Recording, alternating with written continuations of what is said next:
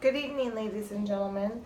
We are continuing with relationships in this lesson, but we are going to be combining the graphing that we've been doing in other lessons. So our title is Graphing Relationships, and I changed that to kind of plotting from a table. So our goal is we're going to plot a line using data from a table. Okay, our vocab is the same vocab as in our last lesson, corresponding terms. Corresponding terms are numbers in two patterns that have the same position. So if you remember from the last lesson, those were corresponding terms, these were corresponding terms, and so on.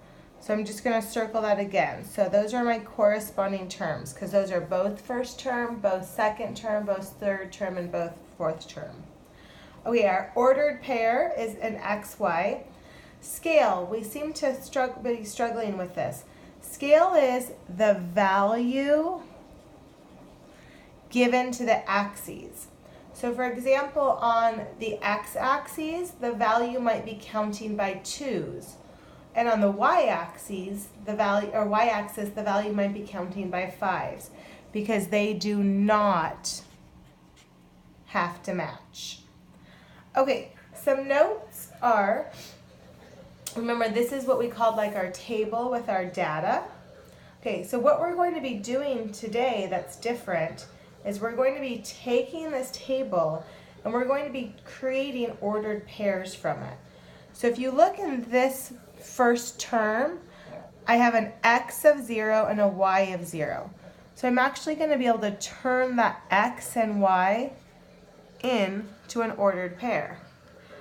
In this, the second term, these corresponding terms, the x is 2 and the y is 4. In this third term, or these corresponding terms, my x is 4 and my y is 8. And finally, my x is 6 and my y is 12. I'm going to go back and add my xy's that we talk about as a good habit to have. Okay, so that's my notes that we're going to make sure that we see how to pull ordered pairs off of these tables. Okay, I also left on my notes my example answers. Remember when we talked about the first one, it's about difference. So I'm going to use that example answer when I see a relationship with subtraction. Twice means times 2, so I'm going to use this one when I see a relationship about multiplication.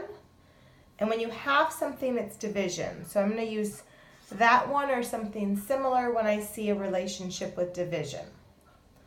Okay, our steps tonight are quite long, but we've done some of them. So my first step is I'm going to write the ordered pairs. I'm going to do exactly what I just did up here. I'm going to pull my ordered pairs off of my table. I did put on here, though, you may have to use the patterns to fill in missing numbers, and I'll show you what that looks like in a little bit. Then you're going to graph the ordered pairs on the plane. So you're going to take these and actually graph them, what we've been doing for the last few weeks. Next, I'm going to connect the coordinate points. Okay, now this is where I'm going to go back to last night's lesson. Then I'm going to go back and find the relationship between the corresponding terms. And then I'm going to write a relationship or relationships using your sample answers. So it's actually last night's lesson with stuff added to it. Okay, so what does this actually all look like? Tonight I'm only going to be doing one model for you because these are much longer problems. Okay, so here's my very long problem. Okay, it tells me use the patterns to solve.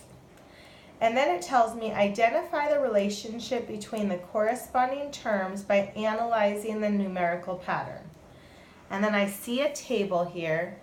They added this column for me to write my ordered pairs. You won't always see that though. And then here is a coordinate plane. Okay, so I'm going to go back to what were my steps. My first step says actually to write my ordered pairs. So I'm going to come over here and write them, and they did provide space for me. So my first x is 5, and my first y is 7. Then I have 10, 14, 15, 21, 20, 28, 25, 35, and then I'm missing some. So I did tell you you might have to fill in some blanks using the pattern. So if I look at my x's, I went from 5, 10, 15, 20, 25. My next one's going to be 30.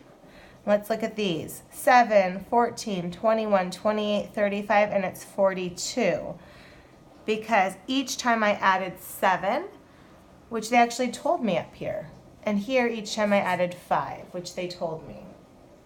Okay, so now that I have my ordered pairs, my next step says I'm going to graph them. So I'm going to come down here, and I'm going to zoom out so you can see this a little better. I have 5, 7, which means I start on the x line and find the 5. Okay, now this one is a little tricky because the way they did it, I don't really have a 5. If you look really closely, and I'll zoom back in, I don't have a 5 on there. I have a 2, 4, 6, which is okay. It's not ideal, but it's okay. That means 5 would be right between 4 and 6. And the same for 7. 7 would be right between 6 and 8. So I know it's going to be right there.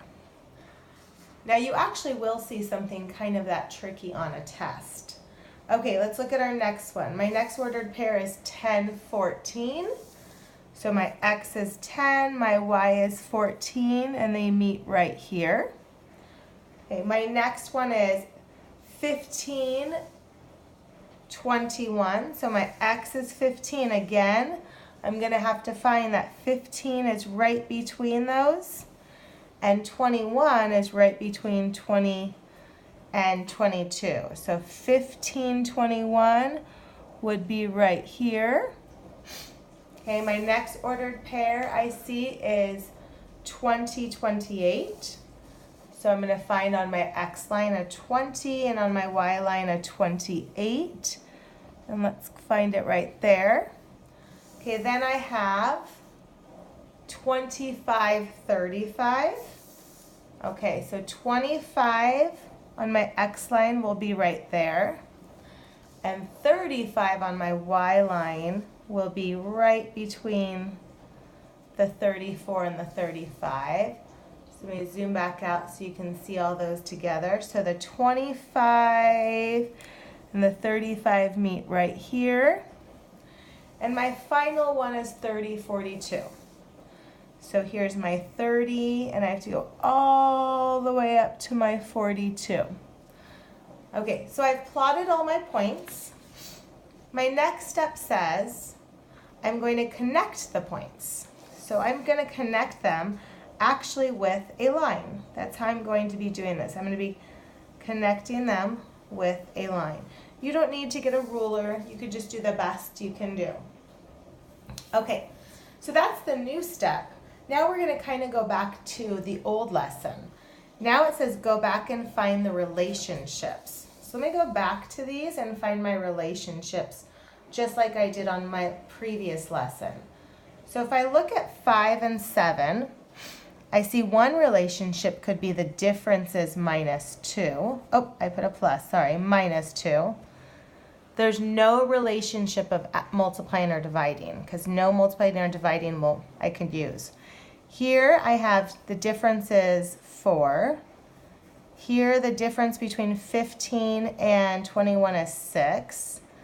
Here the difference is 8. Here the difference is 10 and 12. Okay, so for this one I only saw one relationship, which was the difference one. I never saw multiplication or a division. So after I found my relationship, when I went back and found my relationships, now I'm going to write a relationship using my sample answers. So remember, my sample answers are right here. So since I only found a subtraction sample answer, a subtraction relationship, I'm only going to use that one. So let's come over here and write it. And I'm just copying it right off the paper. The difference between the x and y grows by blank each term. Well, let's see what it grows by. It was 2, then 4, then 6, then 8, then 10, then 12. So the difference grows by 2. So that is my answer. Okay, let's try one of these long problems together. Okay, so notice right here, the first thing I see is this time my table was vertical and now my table's horizontal. Doesn't matter, it's just a different way of giving you the information. So my directions say give the 2 patterns below, write the ordered pairs and graph them on a coordinate plane. Use the graph to write a relationship between the corresponding terms. Okay, so let's look at our steps. My first step says write my ordered pairs. Okay, so I have my first x and my first y, 0, 0, 6, 2, 12, 4, 18, 6, 24, 8, 30, 10, and then I have blanks. So what's going on here? 0 to 6, 6 to 12, 12 to 18, 24 to 30.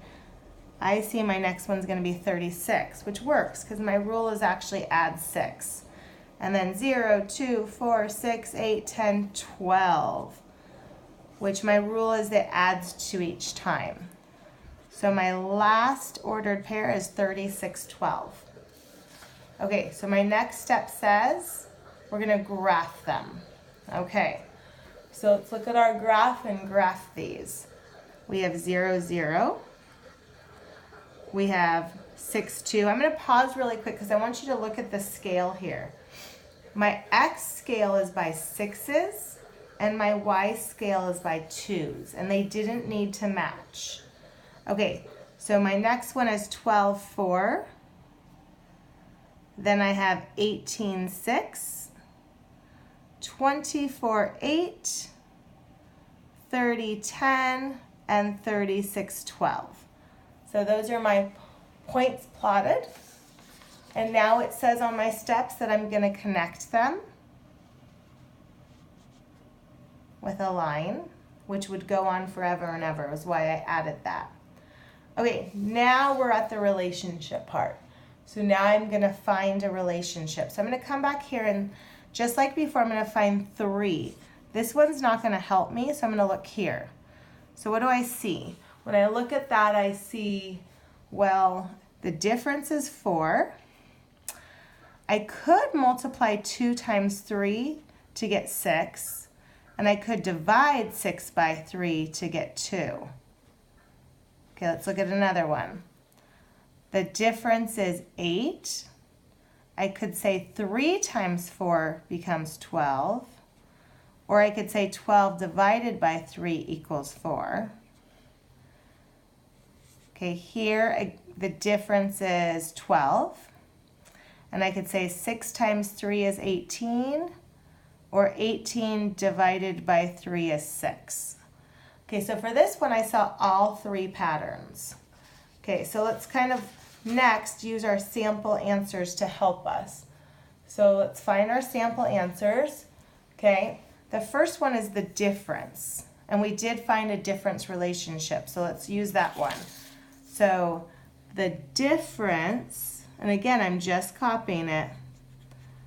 The difference between the x and y grows by blank each term. Well, what does the difference grow by? It was 4, then it was 8, then it was 12. So it looks like it's growing by 4 each term. Okay, I also had a multiplication relationship, so let's look at my sample answer for multiplication. Okay, this time it says y is twice the value of x. Well, that's not true. Y is actually smaller than x. X is bigger, but x isn't twice the value of x. I'm sorry, x isn't twice the value of y. X is 3 times the value of y. So this is a much more sophisticated one because it's not just 2 times, it's actually 3 times. Okay, let's look at now our division pattern. Our division was divided by 3. So if I look at my sample answers, it says x is a half the value of y. Well, actually, y is smaller, but y is not a half. So what fraction could we use instead of a half? What is y compared to x? If it's divided by 3, that means it's a third. So y is a third the value of x. Okay, so that one actually had 3 correct answers. Okay, so ladies and gentlemen, tonight you only have 1 problem to do as opposed to your normal 2, just because theirs takes so much more time. All right, we will be practicing this next time, and please make sure to rate on the bottom how you're feeling about it. Have a nice night.